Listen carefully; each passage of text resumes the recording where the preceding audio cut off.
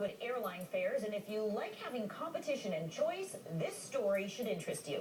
A bunch of travel websites, including Expedia, Kayak, and Orbitz, are banding together to try and stop Google from getting into the online airfare business. And they're asking the government to block the deal. A little background.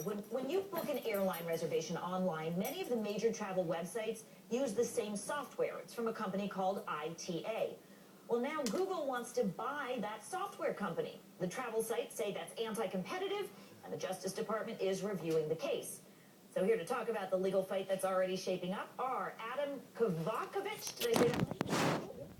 And via Skype from Gainesville, Florida, Tom Barnett. He's an attorney for Expedia, and he headed up the Justice Department's antitrust division in the George W. Bush administration. Thanks to both of you for being here. Adam, first to you, doesn't Google have enough on its hands? Why get into the travel business too? It's a good question. Let's imagine that you had some time coming off, and you know that you might have $500 to spend, and you want to fly somewhere sunny. If you type that query into Google or any other search engine today, you're not going to get a very good answer. You're going to get what we call the 10 blue links.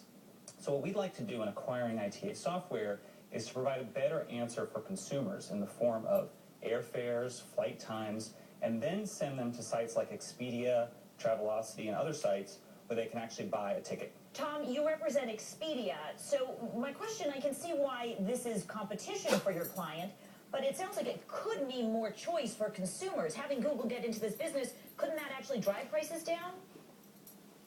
Well, Google getting into the business is fine. The question is how they get into it.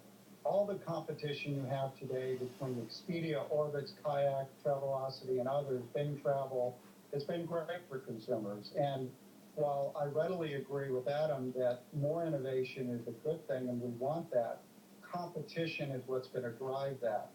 Google can get into the travel space on its own or by licensing the ITA software, which is what everyone else has done.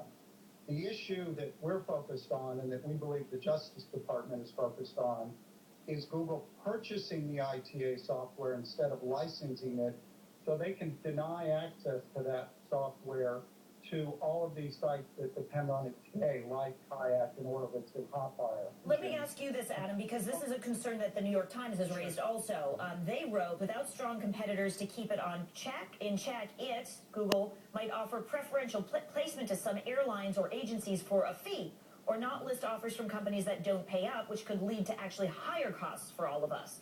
In other words, maybe you won't give us the best price first, you'll give us the one from the airline that pays you to list them first. Right. Well, it's important to say we haven't designed this product yet, and we won't be able to start designing it until we actually close this acquisition. So we don't know for sure what these tools will look like.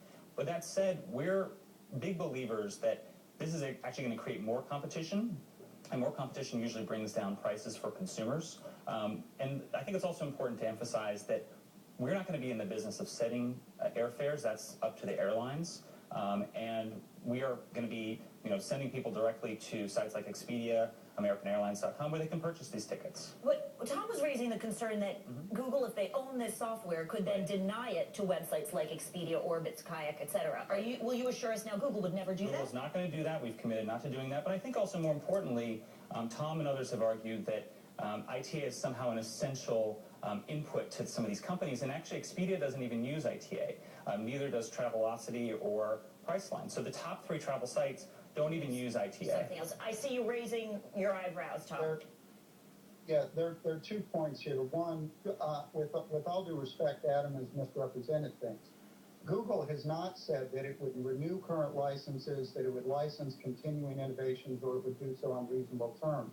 If Adam would like to say here now publicly that Google will commit to do that to current licensees, that would address one of the concerns presented by the transaction. Well, let's pause there and say, are you committing to renewing those licenses? Yeah, what we've said is that we plan to enter new agreements with the existing contractees and also to strike new agreements. So we're absolutely continuing to make ITA software available. At a price they can afford? Yeah, absolutely. And the truth is that no company would negotiate a contract over the air on CNN, but absolutely, we have committed, we're going to continue to make ITA software available. Tom, you're not buying it. I see your face, yeah. Well, because I know that companies have approached Google privately, not on the air, and Google and ITA have flat out refused to negotiate extensions or renewals of the license. So I'm not there yet, but it's also a more it's a more fundamental concern.